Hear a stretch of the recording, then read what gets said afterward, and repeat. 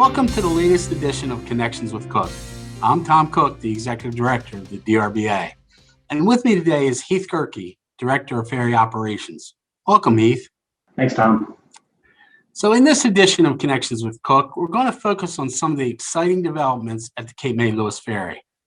Spring is always a busy time as we prepare for the upcoming season, but this year we have a few other things going on. First off, let's start with the Elliott Bay Design Group was recently retained by the Board of Commissioners to update the 2008 master plan. Can you tell me what we expect to get back from Elliott Bay and what they're working on? Sure.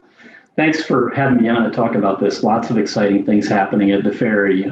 As you know, the vessels are on average over 45 years old now. So it's time to look at vessels for the future of the ferry fleet. And Elliott Bay Design Group is going to take a look at the 2008 Marine Master Plan that was completed then, look at the parameters that were determined, update them based on the needs of the ferry fleet now, and based primarily on what we hear from our staff and other stakeholders like the public, and then create a report that will lead us to a design for new vessels. That's great. And this is really exciting time, and I look forward to hearing input from all of the stakeholders, including our employees. So as always, the ship must go on, and the MV New Jersey is up at the shipyard right now. Can you tell me what's going on there? Sure, Tom. The amount of work that is going on right now on the motor vessel New Jersey at Cadell's shipyard is simply immense. It's approaching $16 million worth of work, probably the most we've done in the last 15 years. Not only is she being painted from stem to stern, she's had a ton of steel work done, steel replacement, and there's a major renovation underway in the galley spaces and the salon. Not the least of which, we're also placing over $3 million worth of engines, reduction gears, shafting, propeller, and electronic controls on the vessel as part of the repower of this vessel. So it's a little like tearing down your house to the studs and rebuilding it, but we're hopeful that the vessel will return by the end of May, but there's a lot of work to be done. And Port Engineer Jeff Robert and Assistant Port Engineer Mike Lynch and their team are hard at work to try to keep that project on schedule.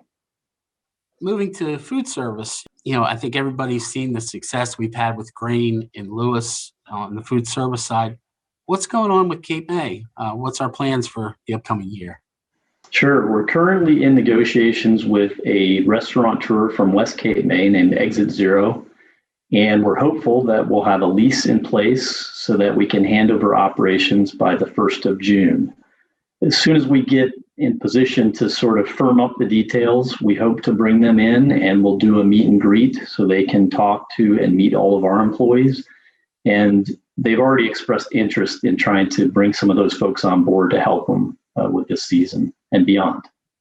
One topic that's always at the forefront is COVID-19.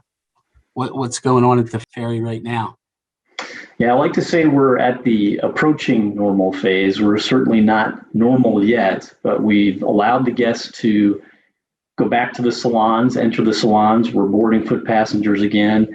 So the folks just need to be socially distanced while they're inside from people that are not in their household and wear their masks.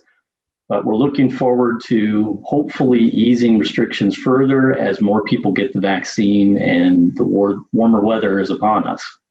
Heath, is there anything you'd like to add before we close out this segment of Connections with Cook?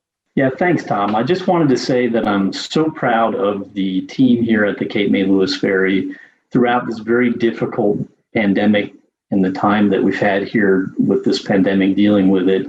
We came to work every day. Everyone came to work, took care of our guests, and accomplished the mission. And what inspires us at the ferry together, our values, are really the basis of it is our people and their dedication, and they deserve a lot of credit for that. And I want to say thank you to you, Tom, as well, and to the DRBA for taking such good care of the employees during this time. Thank you, Heath, and we look forward to hearing from you regarding the updates on these projects. Remember to keep your comments and questions coming to me at telltheboss@drba.net. And I hope to see you around the DRBA.